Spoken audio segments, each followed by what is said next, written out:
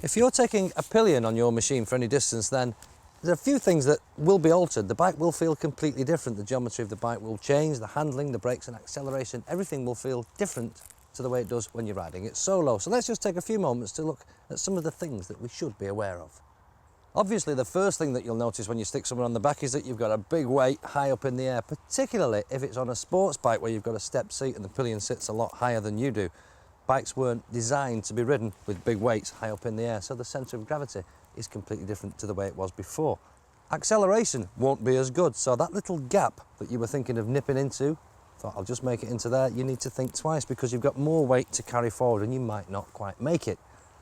Braking, of course, will not be as effective. You've got more weight, more mass to actually bring to a halt. And try to resist the temptation of stabbing your front brake on when you come to a junction, because if you do that, you will get a clash of heads, and we've all had that in the past, haven't we? Pillion head hits your head, you get a chunk out of your helmet and you finish up with a nasty headache. In fact, try and use your back brake a little bit more because it will be slightly more effective because you've got more weight over the back of the machine with a pillion on the back.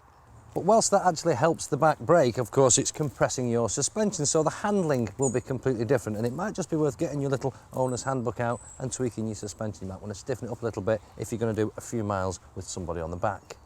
And whilst you're actually in the handbook, it might just be worth checking your tyre pressures because there will be two settings. There'll be one for solo riding and there'll be one for two-up riding.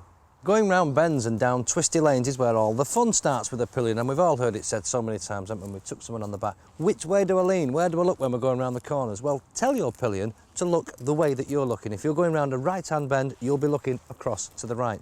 Tell them to look where you're looking. It will have the effect of bringing them body into line with yours. So you should have rider and pillion going round together in a straight line. They need to lean in the same direction as you.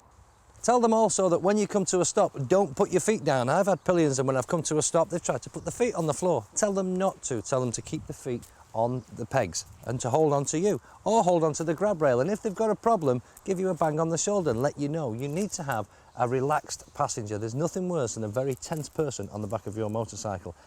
And take my advice, if you try and impress somebody on the back of your bike, then chances are you'll probably put them off bikes for life.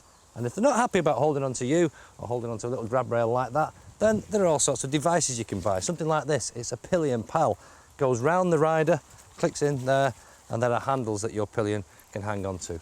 But you need to be smoother when you've got a pillion on the back than you are normally. And it can be an awful lot of fun, but I still think it's much more fun on your own.